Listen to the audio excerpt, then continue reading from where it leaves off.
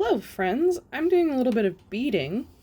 These are going to be some medallions that are going to go on the side of some moccasins for a customer. And I thought I'd show you guys how I do it. I'm pretty new to beading. It's not something I have a ton of experience with, but I'm learning. And this is kind of a stiff felt. And I have an adhesive piece of paper with my design on it so that I can follow this pattern. It's pretty simple. There's certainly like nicer ways to do it. I'm doing sort of a quick way where I'm not locking down my stitch constantly, because once I start filling it in, it'll start to hold its own shape. Right now you can see it's a little bit jaggedy at the points where I've locked it, and part of that is because it's just by itself, but I find once you add more rows, it starts to even out and help itself hold shape. But basically, it's really easy. It's similar to embroidery, actually. Oh dear. There's a cat. Hi. You might see her nose or feet in a minute. But I like to come up behind the last bead that I've placed and then come through it so that when I add more beads, it's nice and clean and you don't really see as much of a gap.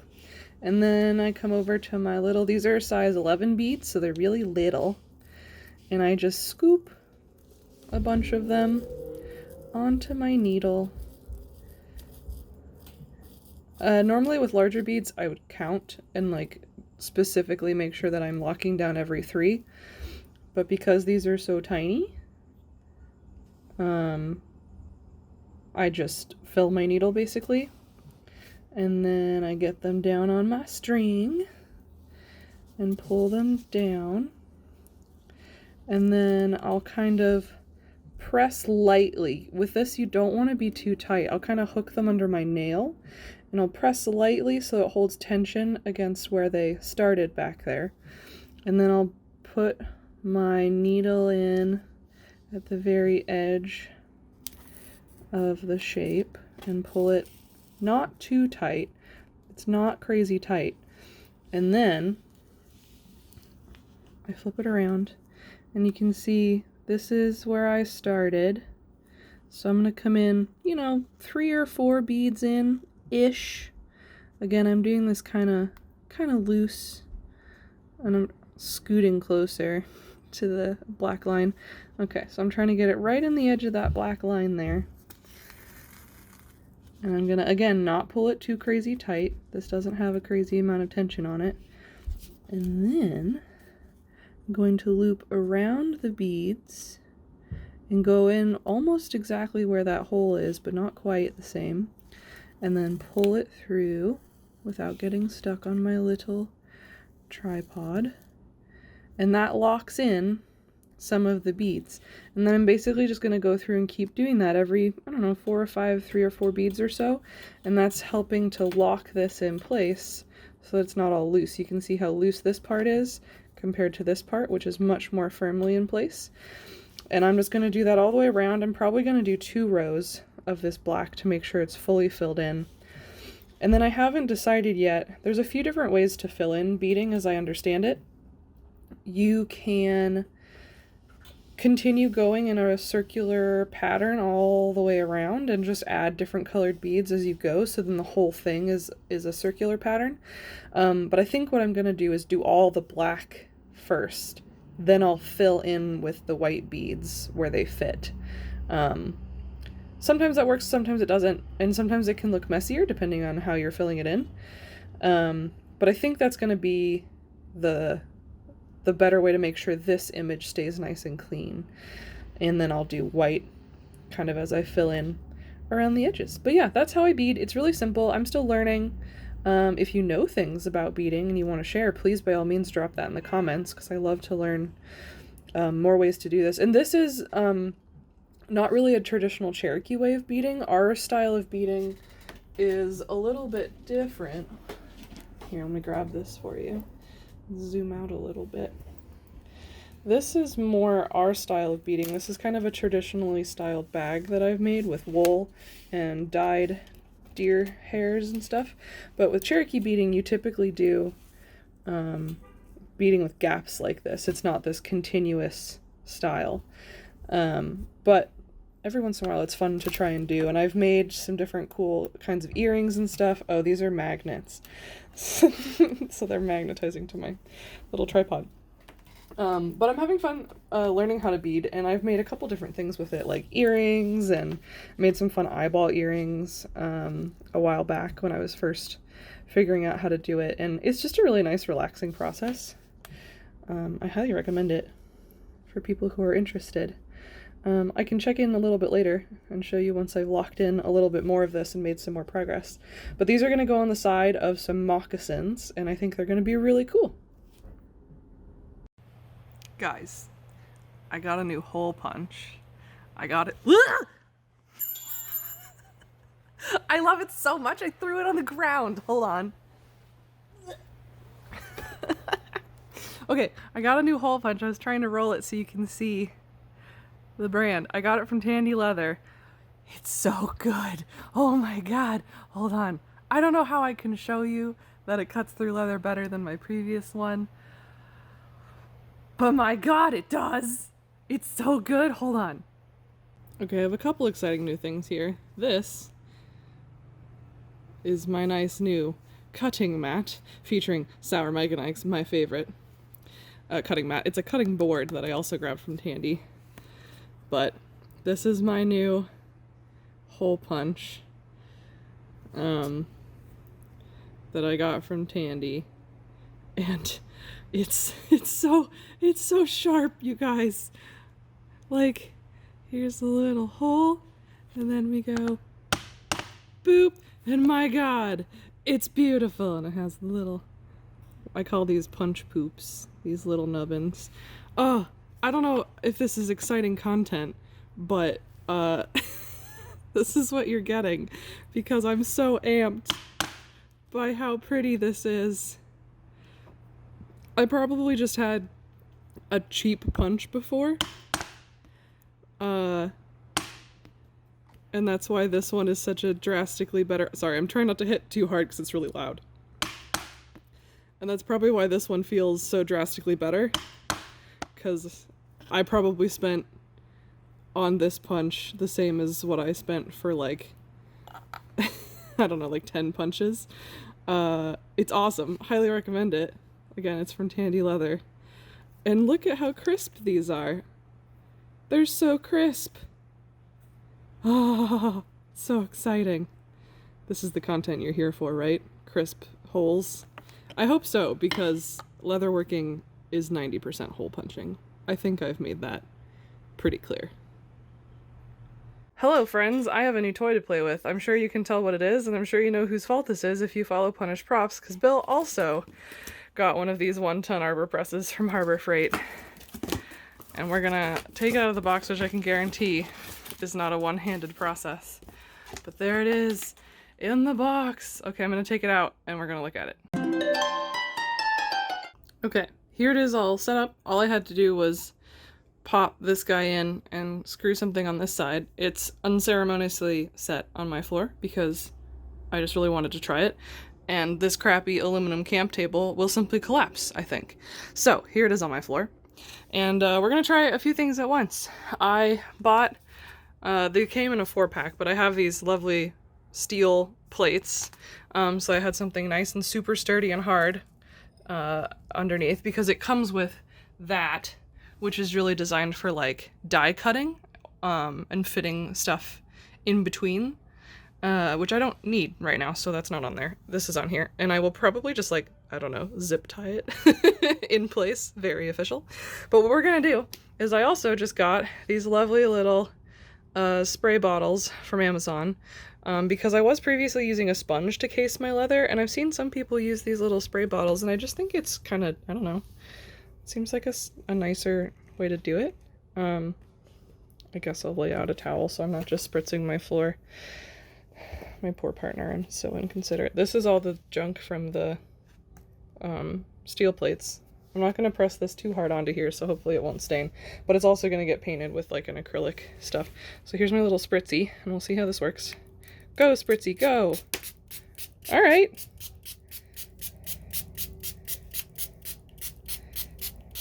Ooh, that's really nice, actually. It goes on really evenly. I'm casing, this is called casing, when you wet leather like this. I'm casing the whole thing so that when it dries, it won't dry all uneven and weird. But I am going to get this middle part kind of extra wet. Ooh, this is a good, like, finger wrist workout. That worked really well. And you can tell, if you don't have to case leather completely every time, but you can see how that soaks in. Isn't that cool? You can see the water soak in. That means that you haven't over wet your leather. If it's still immediately soaking in the liquid, then you can case it more.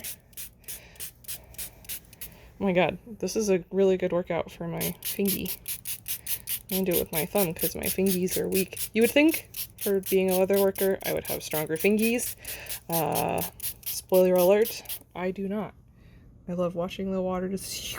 Isn't that cool? Okay, so now what we're gonna do is we're gonna flip this way. And we're gonna take... This is my little brass custom stamp that I had made from Etsy shop. And we're gonna kind of center it on here. I want to line it up with this doodad as best as I can. But also, you know, it's handmade, so some wonkiness is to be expected. So we're gonna make sure that that's more or less in the right spot. Doing this upside down is kind of interesting. Okay, and then we're gonna pick the whole thing up. Okay, good, we didn't stain it. And we're gonna carefully one-handed pop it. Oh boy. Pop it in here. Try to center it under the thingy, which is kind of hard because it wants to tilt because of the size. I'm sure this would work better with a much smaller piece. This is remarkably heavy for how little it is because it's all just steel, solid steel pieces. We're gonna pop this under here to try and help. Okay, so let's see. We can test alignment by pushing this down very gently. So I want to try and center it as much as I can. So I'm gonna scooch it closer and then scooch it more this way. Then scooch it back over to me. Okay, that's pretty good. Scooch it a little bit more this way. Okay, and then we're gonna bring the handle all the way up, and then we're going to smoosh it. It doesn't look very exciting, but I am smooshing it. I promise. I'm smooshing it very hard. So normally, I'll show you what I normally do. I think I've shown it before, but normally I would put this in my... Hi, Bean. Are you helping? I would put this in my book press, which is totally not how you're supposed to do this, and probably not very good for the wood that I use for my press. And I could get a lot more leverage if I had this bolted to like a workbench, which I will hopefully eventually. I am planning on bringing my workbench in here. It's just not here yet. I just have this. So here I am on the floor without super great leverage doing this one-handed. Okay, so I didn't smoosh it for super long, but let's see. Let's see how we did. Ooh, it feels... Oh yeah, look at that. It popped off pretty nice. You can kind of tell when it like sticks into place. That looks great! And that was way faster than doing it with my book press. A little less, you can see there's a little less pressure up on the tip of the wing, but this is lovely right in here, which is kind of the more important part to me, as long as you can see the whole thing. Sweet! So that saves, you know, all the time in the world. And now if I get more custom kind of stamps like this, I can use them in here. This thing is also great for things like eyelets and rivets. You can get different like dies to pop in here so that you can just press rivets and stuff in without having to go through and like hammer them all. I'm pretty excited to have this tool. I don't have much more of a use for it than stuff like this yet, but this is the kind of tool where I know it has enough future uses where I think it's a really good investment. These guys are great too. I can put a link to both of these in the video description so you guys can can try them out for yourselves. I don't have affiliate or anything. I just want to share things that work. But yeah, it's a pretty good setup. I'll see if I can find the link for these steel plates too if anybody wants it. You could definitely do something way simpler, like, I don't know, wood. But I think with leather, because usually when you tool and stuff, you do it on granite or marble. So the harder the surface is underneath, the better the impression will be when you do it, to use a technical term. Okay, so this is super cool. I'm super excited about it. Hello, Kiwa. I have a new thing. And, ta-da! So I've had a thought of something that I want to try. This is the box of these little spray bottles. So there's 3 of them in here. They've got lids with the little straws. And it comes with the teeniest, tiniest little funnel. And also labels, which is handy. But what I want to try, and also way more tops than bottles, which I guess is nice. But what I want to try is, I want to do an experiment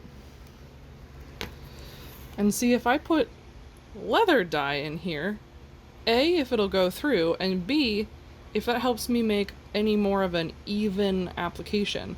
Because when I sprayed water out of this, it was really nice and evenly applied, and it soaked in super evenly. I frequently will just apply with like a sponge like this, and it for the most part is fine, but it's easy to like over apply it or have it be streaky or what have you. Excuse me. So I'm kind of curious to try this. So I'm gonna use this little baby funnel and pop a little bit of this in here, and I will test on, not these, because these are for a customer, but once I've tested it, and if it works, then we might make this a thing. So let me get this set up and grab some scraps, and we'll see what this does. Okay, dye is in here, it's purple, scrap leather, let's see what it does.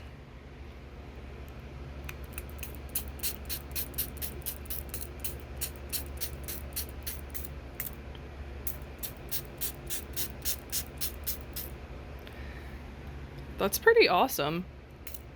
It has, I think getting the angle right, I think is a little tricky. It definitely has a lot of overspray. Oops, sorry, I wasn't looking at it. I'm trying to look at it on the table and also look at it on my phone. The angle seems to really matter in order for the little straw to actually pick it up. And you can see it gets a couple drippies, but that's actually not bad at all as far as application. We'll have to see how it dries, of course, but it goes on super fast and it seems like it's pretty even. There is a lot of overspray, which I'm not crazy about, particularly because this purple, specifically this dye, gets everywhere on everything. If there is the tiniest bit of this dye, like on my finger or on anything that gets any kind of wet on it, it will start spreading. It's an absolute monster. So the overspray is not ideal. I worry about A, wasting it, and then B, just having too much of it around. This is kind of interesting what it's doing on the edge here, the way, so it's already drying around the edge and you can kind of see how much it lightens up. But all things considered, that goes on pretty evenly, which is nice. And actually, I'm kind of curious to see how well the masking tape did. I can't really peel it off one-handed very well, though. It's pretty on there. This masking tape is left over from applying patterns.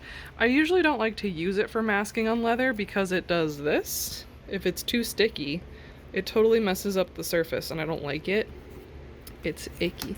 Ooh, what does it do to the back also? Okay, so it also barely gets onto the back, which is nice. Ooh, actually, I can use the excess to stain the back a little bit, get the edges done. That's not a bad idea. You also have to be careful because I've obviously used this for dyeing a few things, and you can get unwanted colors. Hey, focus. Maybe? There you go. You can get unwanted colors added by wetting previous stains, but that actually seems like it's drying pretty evenly despite the little spatters that popped out of it every now and then. I think if I had this really full, actually I wonder if I could just rotate the cap, because I think what's going on is, I don't know how well you can see, but this little straw in here has a particular angle. So if I can set it up so that this little spray nozzle is facing the same way as that, then when I'm tilting it like this, then the straw has access to more moisture. So that theoretically,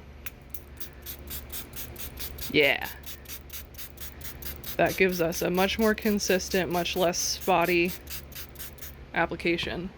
That's pretty awesome. And look, you can see it soak in. Isn't that cool? I'm kind of into this. I think this is pretty neat. That's my finger blot. But look how, that's pretty nice and even. A lot of the shadows you're seeing is actually the bumpiness of the leather. In person, this is pretty dang even. And then I can just kind of scooch it around to soak up some of the overspray. I think as long as I'm, you know, if I'm doing purple and nothing else, I think that should serve me just fine. That's pretty exciting, and it goes on really nice and quick, and it's a lot less messy on my fingers, although I should probably still wear gloves. I forgot to put them on because I was excited to try this. I think that that's very viable. These work great. And they're nice glass bottles, and they have brown glass and blue glass. I went for brown because, I don't know, it felt nice or something. And the brand is Dior. And again, I will have a link down below if you want to give that a shot. I think I'm going to give that a try, and we'll see how it goes. Let's do it. Okay, one really quick downside to scooting it around on the overspray that I'm just now noticing is you can see how dark these spots on the edges here are. And that's because it's disproportionately soaking in to the edges. So the edges were picking up all of that overspray, and it's making it a lot darker. So I probably don't want to do that if I want to make sure I have a nice even application, but other than that, I think this looks really great.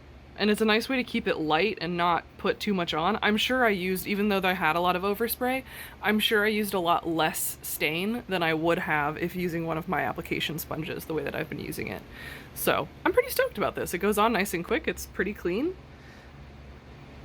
Yeah, I so far would recommend.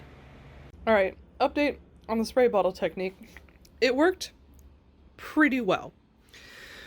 You can see on most of this, we have a really nice even layer. This showed up after spraying. I think it's just something that the hide had going on. This is not great. Don't love that. I think we have that because of two reasons. Partially because of how stuff probably pools around the holes because they're kind of lower. And then also because they're lower, they pick up more of the overspray on the back. This is a particularly big bummer because I have remade this specific client's switch case like 3 times, just for various flukes. The first time I accidentally dyed, I switched which switch cases were supposed to be which color, so I colored a large switch case her color, and hers, what was supposed to be her switch case, the wrong color. And then the second time, I don't know what happened, I used a different hide, I think, by accident. And each hide of leather is its own experience. They are, you know, people tan them as consistently as they can, but it's not a perfect process. And so the hide that I did previously, the stain was super, super, super dark, and the leather was crazy dry. Like, instead of it being beautifully supple and bendable like this, the outside layer would crack before it would bend. It was wild. And now on this third one, we've got these crazy marks, which is a huge bummer. And I mean, a lot of it gets covered, but, you know, that's not really something that I want to give to a customer, especially this bit. Fortunately, it is on the back. It seems like the front and everything are fine. That's kind of a bummer too. I'll probably throw some mink oil on it and just kind of see what that does, but I think these marks are just there. I guess, you know, that's what you get for experimenting on a client's piece. I need to stop doing that. But, you know, I think for like super flat stuff, I think this works really well. And I think probably what would have prevented that from happening, or at least made it a lot less of a problem, and that big dark spot too, is if this is a trash bag that I have over cardboard that I use to do staining on. Excuse me, I have the burps. I think that this would work a lot better if I did it on an absorbent material like cardboard that would kind of draw in the overspray instead of leaving it to pool, because I think the pooling overspray is part of what gave me these leftover marks, because you can see how saturated and how dark it is on the back side here. So that's a pretty big bummer. I'll probably take photos and see what the client thinks, because I'd really love to not have to make this a fourth time. And I feel really bad because it's just, you know, none of the stuff was the first one was negligence. The second one was just totally wild. But I want to make sure this person gets their switch case and gets to really enjoy it and have it be what they want. And I have a feeling this isn't it, but I always like to check because sometimes people are totally fine with it, with extra little details, shall we say. But my preference is always to provide the best thing that I possibly can. So we shall see if I end up punching more holes or not, but that's definitely something to be aware of if you're going to try out this spray bottle technique.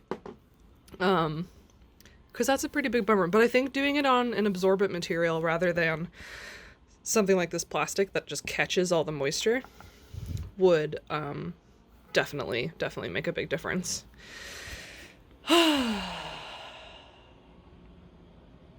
I love random happenings. So fun. I thought you guys might like a beading update. This is the same bit of beading that I showed you earlier that was barely done at all, and this is quite a few days later. It's actually been a few weeks, and partially because I'm working on it alongside many other things, but I think it's looking pretty good. It's a little bit, you know, there's lots of bumpies.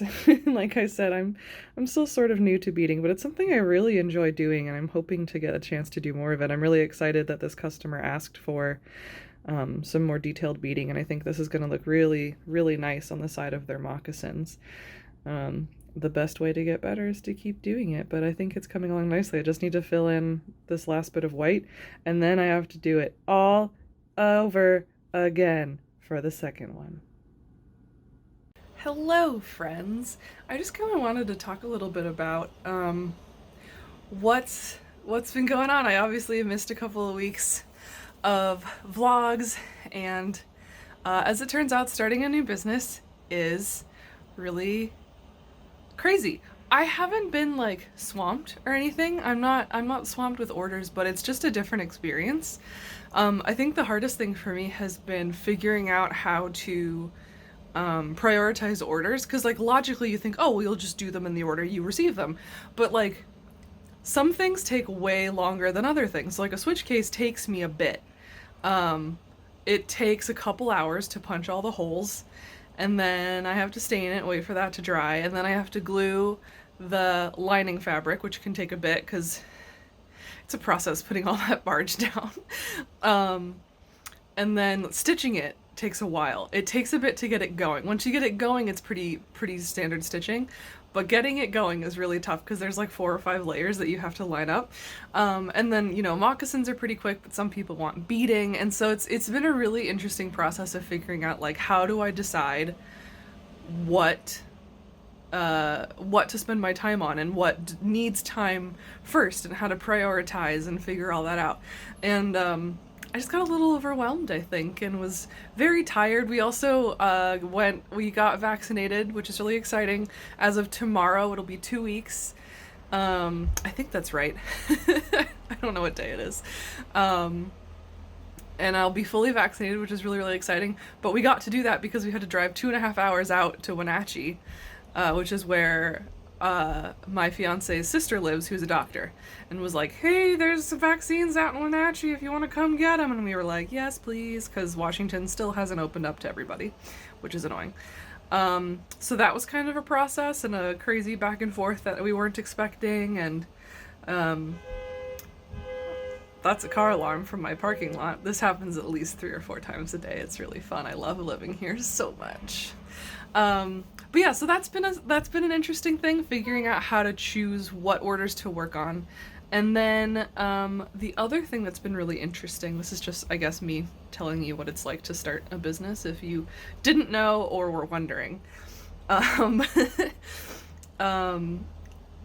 Understanding that there aren't rules and you make the rules for your own business. So obviously I work for Punished Props. I work for Bill and Britt Duran, who are wonderful, amazing, incredibly driven and motivated people. And obviously I'm basing a lot of what I'm doing off of what they're doing because I know how it all works from the back end because I help with a lot of it. And they're very successful. They're doing some really amazing stuff. Our channel's really cool and people really love it. And we've spent a lot of time kind of, as I've worked for them over the past 3.5, almost 4 years, my God, it's been forever. We've figured out ways to refine the process and figure out things that work and things that didn't. So I'm modeling a lot of what I'm doing after their process.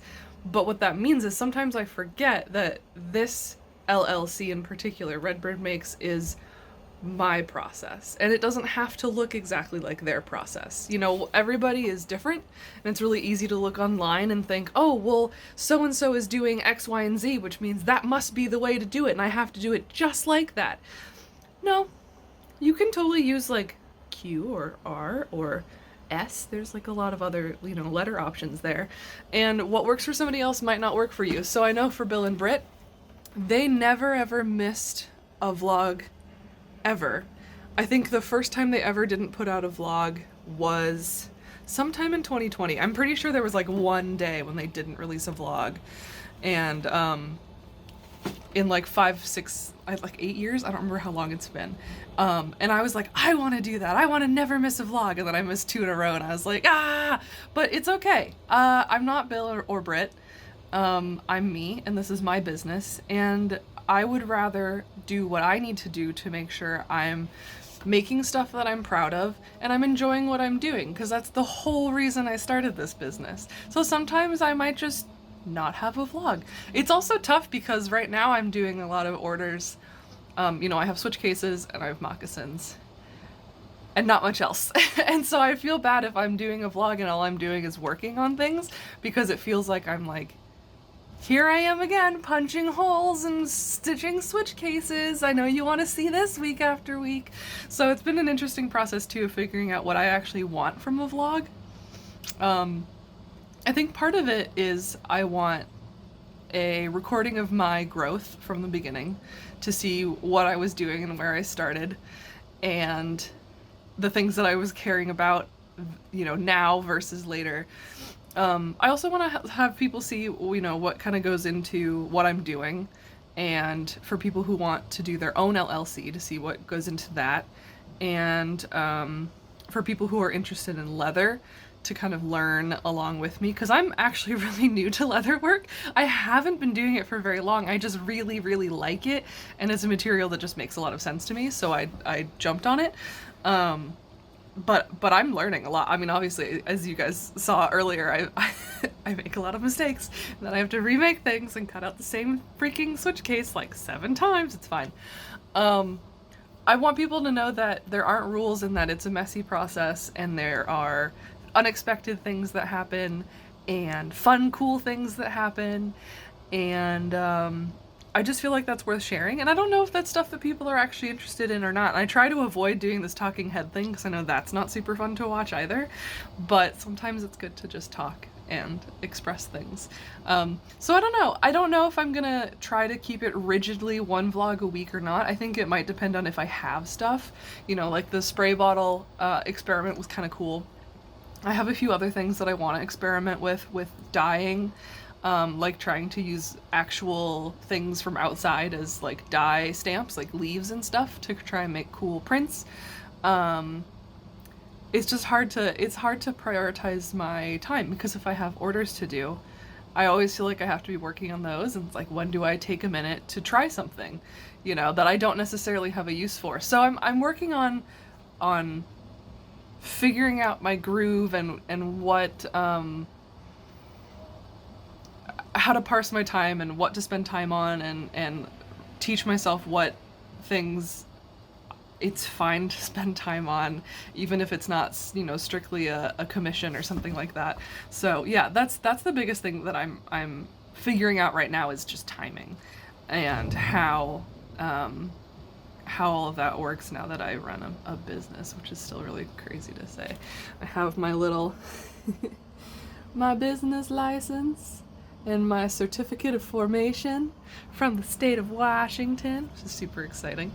This is really weird. This is something that I have been wanting to do since like 2013, but I didn't know what I wanted my business to be. I thought I wanted it to be prop making and costuming, and I guess it still sort of is, because I definitely still want to do costumes.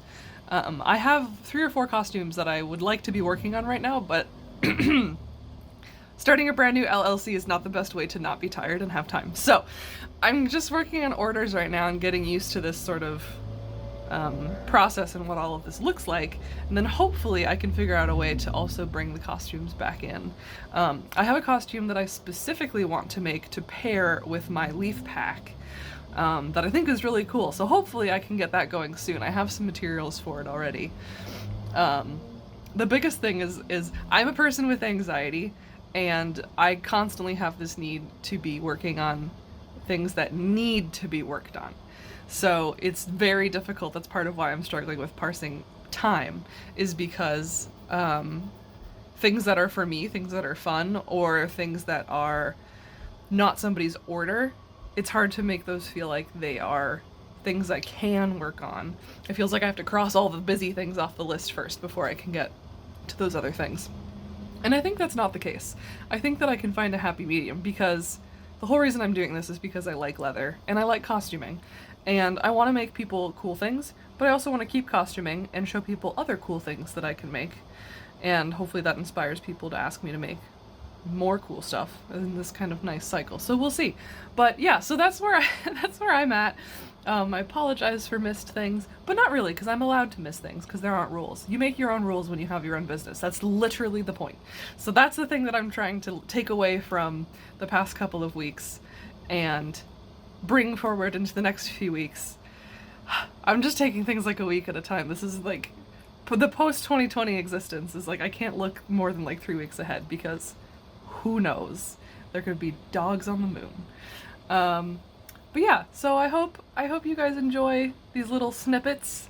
If you do, please like and subscribe. Please share my content and help me grow my channel and my social media following, and help me reach more people, because I do really just want to learn this really amazing craft and get good at it, really good at it, and make neat things for people that make them happy. Let's just see where all that goes. So yeah, I think that's probably gonna do it. It's only Tuesday right now. I still have 2 potential days of vlog content, but tomorrow, hold on, we're gonna go on a small trip. I have something to do tomorrow, and it's very exciting. This very large box is a loft bed frame. And that's exciting because we're not looking in my closet. You saw a glimpse of it, and that's all you're getting. Okay, ready? No closet for you. Okay, that's exciting because we're basically rearranging our whole apartment. That's the other reason we've been kind of busy, is we're trying to figure that out. Because I run a business now, and I need places to put things, because that ain't doing it. I'm sitting on the floor and destroying my knees and my lower back, and I need a proper workshop, and also a table that can withstand hammering, and a giant granite slab, because that will just fall over and die. So, loft bed frame means bed can go up, futon can go under it, the whole living room out there can be rearranged, which means that this space that I'm in right now, this office, with the exception of the closet, will become my entire little workshop at home, which I'm super excited about. I've always wanted one. Obviously, I get to borrow things from the Punished Props shop sometimes, but if you have not heard yet, as if I'm on the lease, they're not renewing the lease for that shop once it goes up. You can see a little bit more about that in their latest vlog post if you are a patron.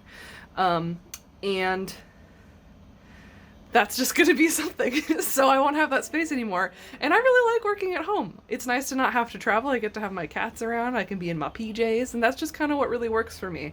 So I'm trying to set up my home space to reflect that. So this whole room's getting rearranged. All of this has to come off the walls and get rearranged. And it's very exciting, but also very overwhelming. But the step one is to set up that loft bed. So that's happening tomorrow. Maybe I'll film some of it. Maybe I won't. We'll see. And the rest of the week is just kind of working on orders. If something pops up that seems interesting, I might throw it in. But I'm going to say that probably this is it for the week. Because I have some stuff left over from like 2 weeks ago that you guys can see also. So, I hope you enjoyed that as well. Sorry. So yeah, if this is it, then make cool shit, make good choices, have fun, and I will see you guys when I see you.